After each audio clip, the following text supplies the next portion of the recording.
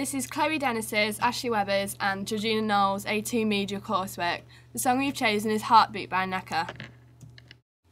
Our brief was to create a promotion package for the release of an album. This was to include a music promo video together with a website homepage for the band and a cover for its release as part of a digipack.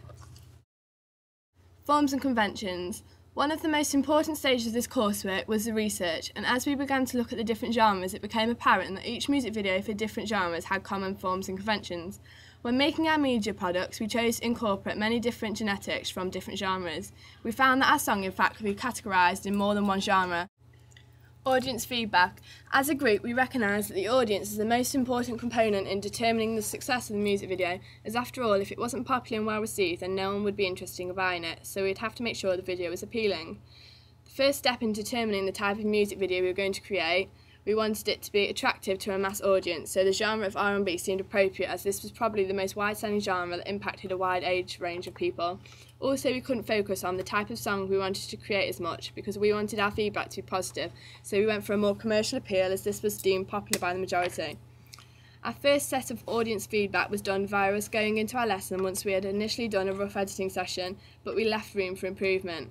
Whilst in our lesson, we asked all of our peers to watch our video and give us their opinions on it.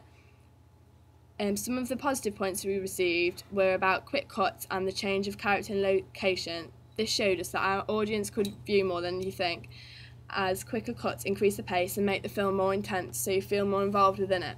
The switch between story to story received praise too. Our peers felt that this captured their attention for the duration of the film and felt emotionally attached to the characters' situations. This was exactly the purpose we had for our choice in tracks, as the lyrics were prominent and heartfelt, so the video had to reflect this.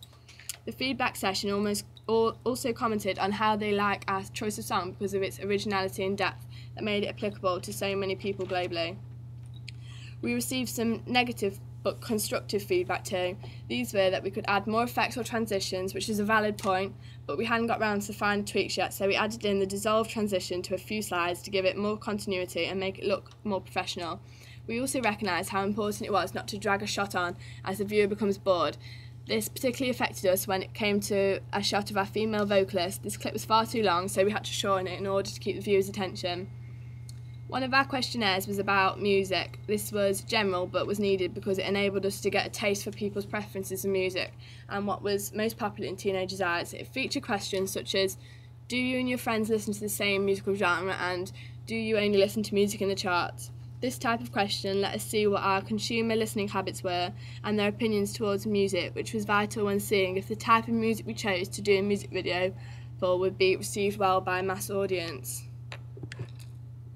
In the second questionnaire, we discovered what people like and do not like in music videos, and this helped us when making it to incorporate what we had learnt so that the music video would be successful and liked by many people, which is the main aim of a music video along with promoting the artist.